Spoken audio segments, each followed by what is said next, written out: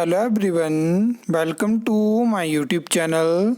इस वीडियो में हम हिमाचल प्रदेश में जेओआईटी की वैकेंसी के बारे में बात करने वाले हैं और इसके रिगार्डिंग बहुत सारे कमेंट्स आते रहते हैं कि कब तक हम ये वैकेंसी एक्सपेक्ट कर सकते हैं, क्या इस साल हमें जेओआईटी की वैकेंसी देखने को मिल सकती है। तो बहुत सारी चीज़ों के ऊपर हम बात करेंगे। सबसे पहले मैं आपको बता दूं कि जो लास्ट Q&A वीडियो हुई थी वहाँ पे हमने जेओआईटी की वैकेंसी की जब बात करी थी तो मैंने आपको बताया था कि रिक्वेजिशन राज्य चयन आयोग हमीरपुर पहुँच चुकी है। और उसका रीज़न मैं आपको बता देता हूँ कि जो आप इतने टाइम से 67 वैकेंसी की रिक्वेजिशन की डिटेल देख रहे हो, जहाँ भी डिपार्टमेंट बोर्ड कॉरपोरेशन से जो वैकेंसी है, तो वहाँ पे किसी दो जगह मेरी बात हुई थी तो उनके अनुसार जो था तो रिक्वेजिशन भेज दी गई है। लेकिन अभी पिछले कल ही आरटीआई के जो है वो रिप्लाई मिलता है राज्य चयन आयोग हमीरपुर की तरफ से। सबसे पहले आप ये आरटीआई रिप्लाई देखिए, दो अलग अलग आरटीआई रिप्लाई हैं।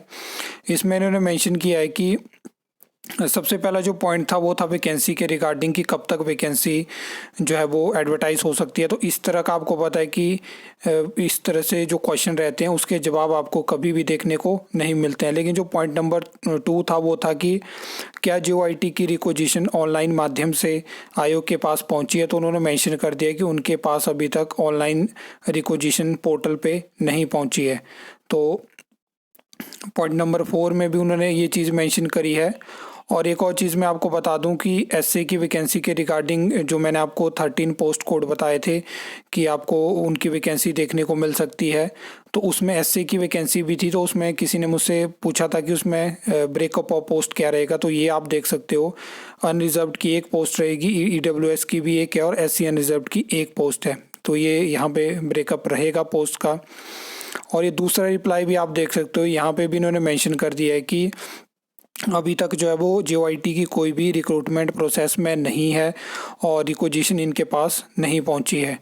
अब थोड़ा बात कर लेते हैं कि जेओआईटी की वैकेंसी के रिगार्डिंग हिमाचल प्रदेश में जो वर्तमान सरकार है उन्होंने जो भी स्टेप लिए वो वैकेंसी को ख़त्म करने के लिए लिए, चाहे वो इलेक्ट्रिसिटी बोर्ड में ज्वाइनिंग ना देना है, चाहे बहुत सारी चीज़ें हैं। क्योंकि आपको पता है कि बहुत सारे अलग अलग डिपार्टमेंट बोर्ड कॉरपोरेशन में मैंने आपको आरटीआई के माध्यम से जानकारी दी है कि बहुत ज़्यादा जेओआईटी की वैकेंसी है, ज़रूरत है। क्योंकि काफ़ी टाइम रिक्रूटमेंट पहले तो पेंडिंग रही। अभी आपने जो भी रिज़ल्ट रिसेंटली देखे वो चाहे 817 हो, 903 हो, 939 हो, ये मतलब 5-6 साल पहले की अप्रूव्ड ये वैकेंसी है, कोई लेटेस्ट वैकेंसी नहीं है। तो इतने गैप के बीच में काफ़ी ज़्यादा जो है वो वैकेंसी मतलब यहाँ पे रिटायरमेंट से बाद आपको देखने को मिलती है। उसमें क्या किया सरकार ने, जो वैकेंसी अप्रूव करी उनका कोई अता पता नहीं है। अब इस टाइम पे तो हिमाचल प्रदेश के जो भी स्टूडेंट है वो उम्मीद कर रहे हैं कि जो 67 वैकेंसी यही एडवर्टाइज हो जाती, क्योंकि ऑलरेडी 40 वैकेंसी क्लर्क की भी है। तो ये सब चीज़ें हैं, बाकी सरकार को यहाँ पे सोचना होगा। जेओआईटी की वैकेंसी एडवर्टाइज करिए।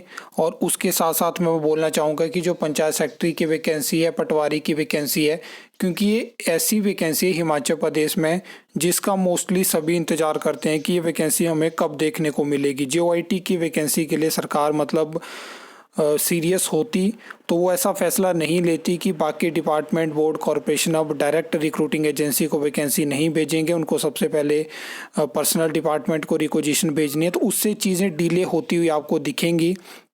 बाकी राज्य चयन आयोग की क्या हालत है वो तो आप जानते हो। आज ही मैंने डेडिकेटेड वीडियो के माध्यम से आपको जानकारी दी है। फिलहाल ये चीज़ मैंने आपको बता दी। और लास्ट वीडियो में मैंने आपको बताया था कि 20 तारीख के आसपास आपको राज्य चयन आयोग हमीरपुर के माध्यम से नई एडवर्टाइजमेंट देखने को मिल सकती है। अब उसमें ये वैकेंसी जेओआईटी की होगी तो अच्छी बात है, अदरवाइज़ वही 13 पोस्ट कोड आपको देखने को मिलेंगे। आई होप आपको ये वीडियो अच्छी लगी होगी, इन्फॉर्मेटिव लगी होगी। तो वीडियो को लाइक कमेंट शेयर कर सकते हो, चैनल को सब्सक्राइब कर सकते हो फर्दर न्यू अपडेट्स के लिए।